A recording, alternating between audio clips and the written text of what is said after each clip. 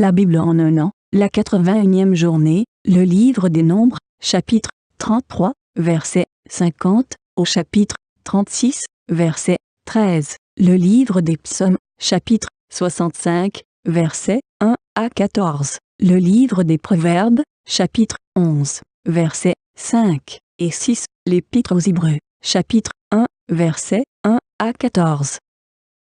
Nombres, chapitre 33. L'Éternel parla à Moïse dans les plaines de Moab, près du Jourdain, vis-à-vis de Jéricho.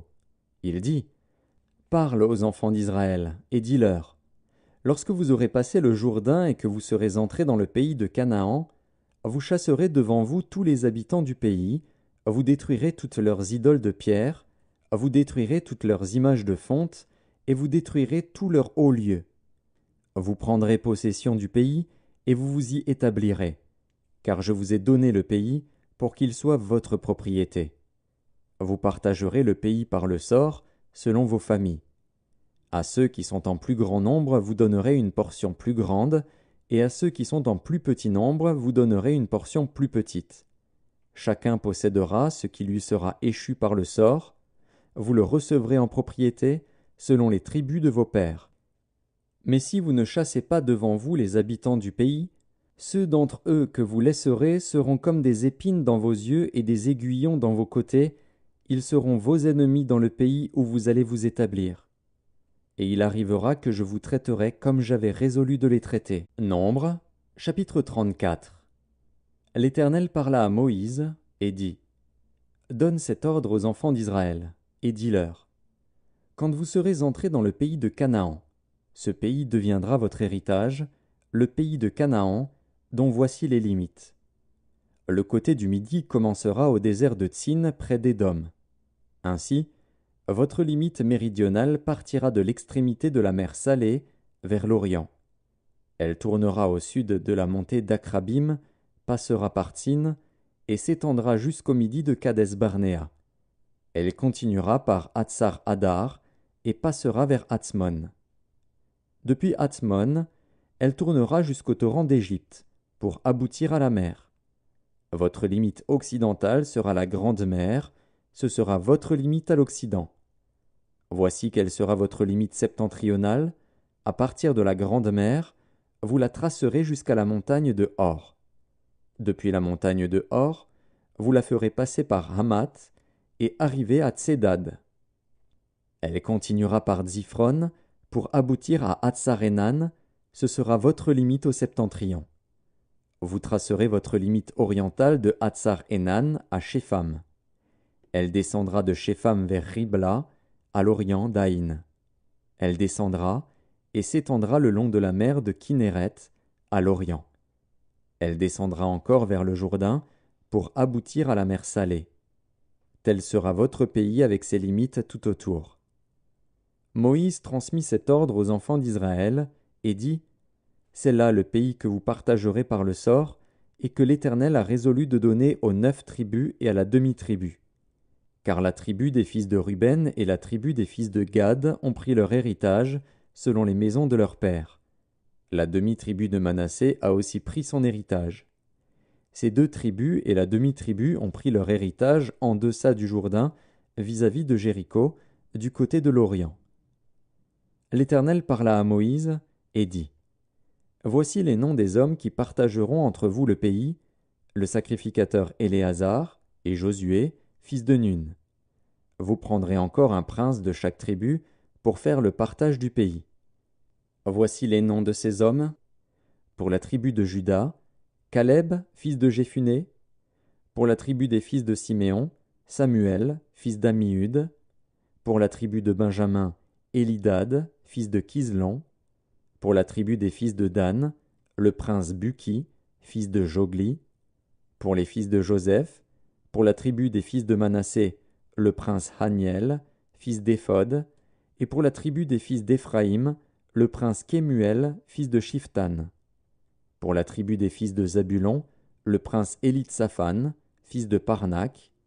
Pour la tribu des fils d'Issachar, le prince Paltiel, fils d'Azan. Pour la tribu des fils d'Azer, le prince Aïud, fils de Shelomi. Pour la tribu des fils de Nephtali, le prince Pédaël, fils d'Ammiud. Tels sont ceux à qui l'Éternel ordonna de partager le pays de Canaan entre les enfants d'Israël. Nombre, chapitre 35. L'Éternel parla à Moïse, dans les plaines de Moab, près du Jourdain, vis-à-vis de Jéricho. Il dit: Ordonne aux enfants d'Israël d'accorder aux Lévites, sur l'héritage qu'ils posséderont, des villes où ils puissent habiter. Vous donnerez aussi aux Lévites une banlieue autour de ces villes. Ils auront les villes pour y habiter, et les banlieues seront pour leur bétail, pour leurs biens et pour tous leurs animaux. Les banlieues des villes que vous donnerez aux Lévites auront, à partir du mur de la ville et au dehors, 1000 coudées tout autour. Vous mesurerez, en dehors de la ville, 2000 coudées pour le côté oriental, 2000 coudées pour le côté méridional, 2000 coudées pour le côté occidental, et 2000 coudées pour le côté septentrional. La ville sera au milieu. Telles seront les banlieues de leur ville. Parmi les villes que vous donnerez aux Lévites, il y aura 6 villes de refuge où pourra s'enfuir le meurtrier, et 42 autres villes. Total des villes que vous donnerez aux Lévites, 48 villes, avec leurs banlieues. Les villes que vous donnerez sur les propriétés des enfants d'Israël seront livrées en plus grand nombre par ceux qui en ont le plus, et en plus petit nombre par ceux qui en ont moins. Chacun donnera de ces villes aux Lévites à proportion de l'héritage qu'il possédera. L'Éternel parla à Moïse et dit: Parle aux enfants d'Israël, et dis-leur: Lorsque vous aurez passé le Jourdain et que vous serez entrés dans le pays de Canaan, vous vous établirez des villes qui soient pour vous des villes de refuge, où pourra s'enfuir le meurtrier qui aura tué quelqu'un involontairement. Ces villes vous serviront de refuge contre le vengeur du sang, afin que le meurtrier ne soit point mis à mort avant d'avoir comparu devant l'assemblée pour être jugé. Des villes que vous donnerez, 6 seront pour vous des villes de refuge.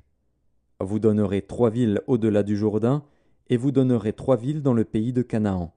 Ce seront des villes de refuge.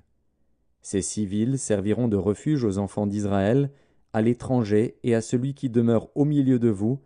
Là pourra s'enfuir tout homme qui aura tué quelqu'un involontairement. Si un homme frappe son prochain avec un instrument de fer, et que la mort en soit la suite, c'est un meurtrier. Le meurtrier sera puni de mort.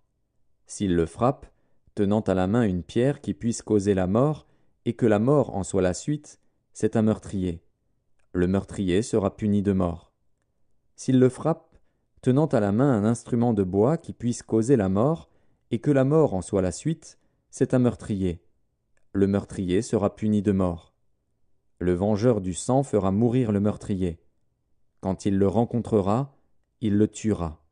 Si un homme pousse son prochain par un mouvement de haine, ou s'il jette quelque chose sur lui avec préméditation, et que la mort en soit la suite, ou s'il le frappe de sa main par inimitié, et que la mort en soit la suite, celui qui a frappé sera puni de mort.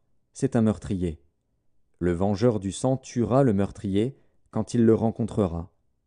Mais si un homme pousse son prochain subitement et non par inimitié, ou s'il jette quelque chose sur lui sans préméditation, ou s'il fait tomber sur lui par mégarde une pierre qui puisse causer la mort, et que la mort en soit la suite, sans qu'il ait de la haine contre lui et qu'il lui cherche du mal, voici les lois d'après lesquelles l'Assemblée jugera entre celui qui a frappé et le vengeur du sang.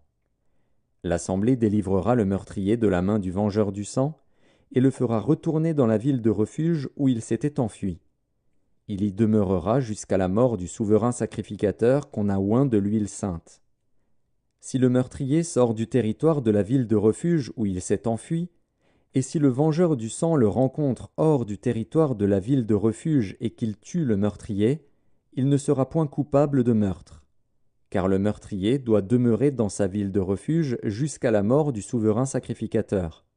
Et après la mort du souverain sacrificateur, il pourra retourner dans sa propriété.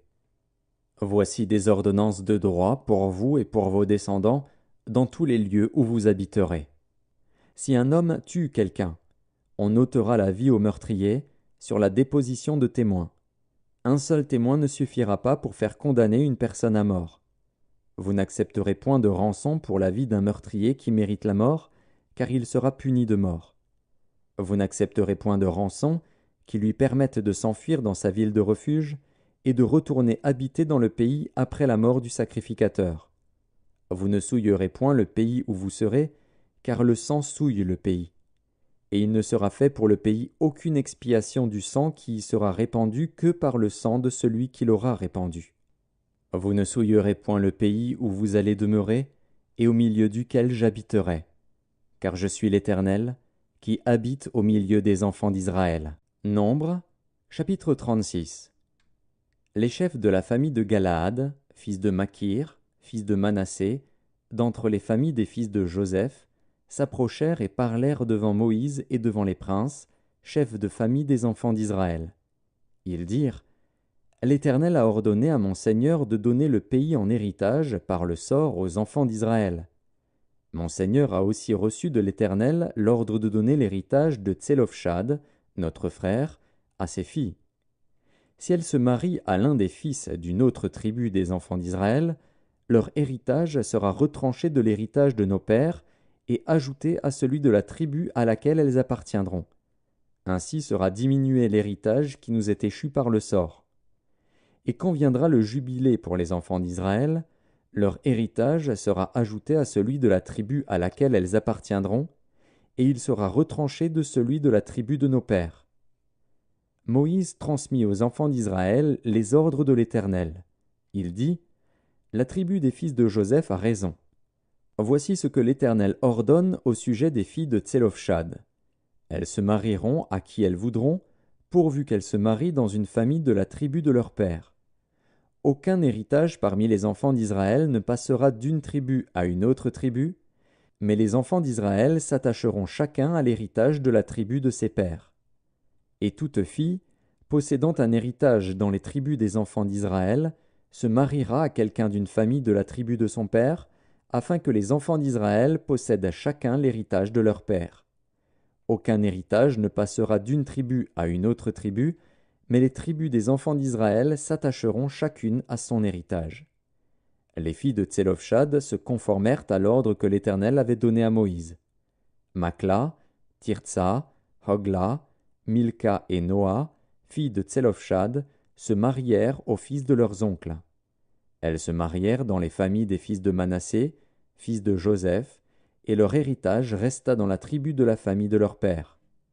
Tels sont les commandements et les lois que l'Éternel donna par Moïse aux enfants d'Israël dans les plaines de Moab, près du Jourdain, vis-à-vis de Jéricho. Psaume 65, au chef des chantres, psaume de David, cantique. Avec confiance, ô Dieu, on te louera dans Sion, et l'on accomplira les vœux qu'on t'a faits. Ô toi qui écoutes la prière, tous les hommes viendront à toi. Les iniquités m'accablent, tu pardonneras nos transgressions. Heureux celui que tu choisis et que tu admets en ta présence, pour qu'il habite dans tes parvis.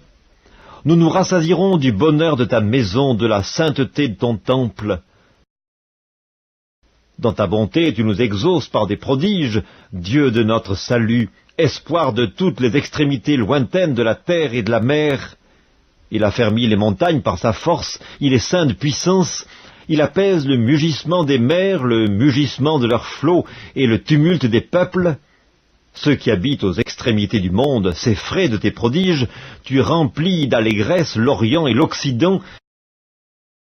Tu visites la terre et tu lui donnes l'abondance, tu la combles de richesses. Le ruisseau de Dieu est plein d'eau, tu prépares le blé quand tu la fertilises ainsi. En arrosant ses sillons, en aplanissant ses mottes, tu la détrempes par des pluies, tu bénis son germe, tu couronnes l'année de tes biens et tes pas versent l'abondance. Les plaines du désert sont abreuvées et les collines sont ceintes d'allégresse.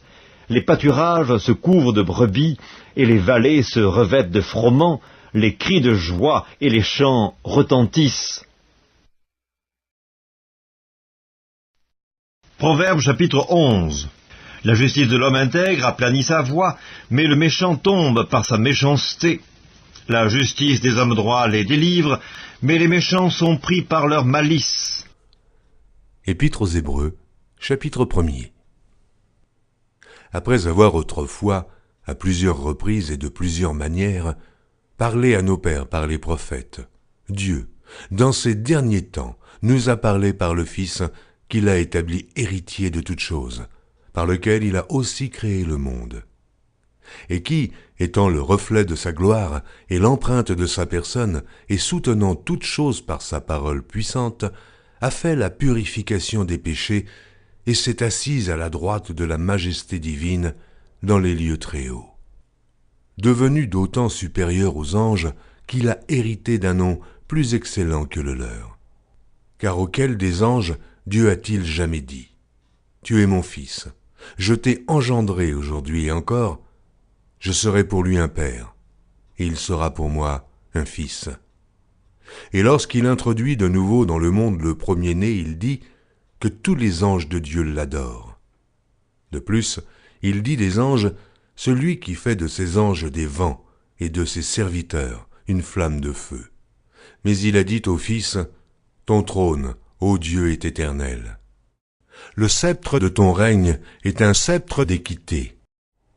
Tu as aimé la justice, et tu as haï l'iniquité. C'est pourquoi, ô Dieu, ton Dieu t'a oint d'une huile de joie au-dessus de tes égaux.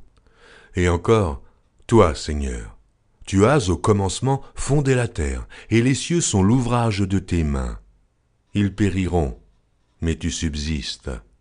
Ils vieilliront tous comme un vêtement. Tu les rouleras comme un manteau, et ils seront changés. Mais toi, tu restes le même, et tes années ne finiront point. Et auquel des anges a-t-il jamais dit : Assieds-toi à ma droite, jusqu'à ce que je fasse de tes ennemis ton marchepied. Ne sont-ils pas tous des esprits au service de Dieu, envoyés pour exercer un ministère en faveur de ceux qui doivent hériter du salut ?